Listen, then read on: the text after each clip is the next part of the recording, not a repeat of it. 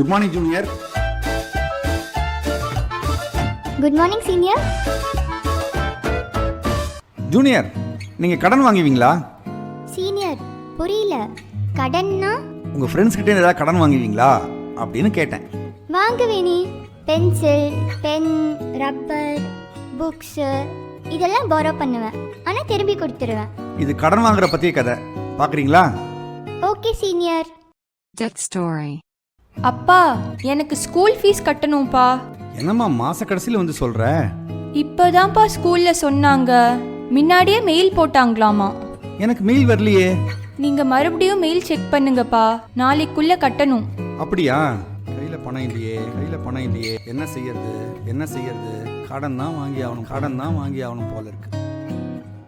எனக்கு கொஞ்சம் பணம் வேணும்ப்பா. எவ்வளோ வேணும்? 10,000 ரூபா வேணும். ஸ்கூல் ஃபீஸ் கட்டணும். அர்ஜென்ட்டு. கொஞ்சம் ஹெல்ப் பண்ண முடியுமா? எப்போ திருப்பி தருவ? அடுத்த மாதம் 15ஆம் தேதி கண்டிப்பாக திருப்பி தந்துடுறேன். கண்டிப்பாக தந்துடுவேல்ல? எனக்கு அர்ஜென்ட் எக்ஸ்பென்ஸ் இருக்கு. கண்டிப்பாக திருப்பி கொடுத்துட்றேன்.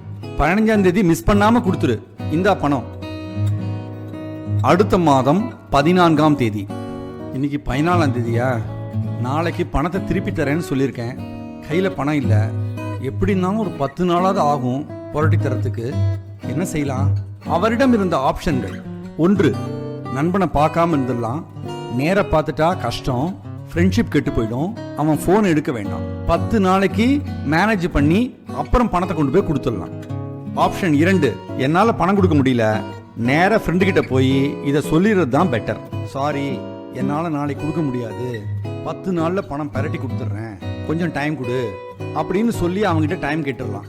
ஆப்ஷன் 3, நாளைக்கு பணம் கொடுக்க முடியல, ஃபோன் பண்ணால் பார்த்துக்கலாம்.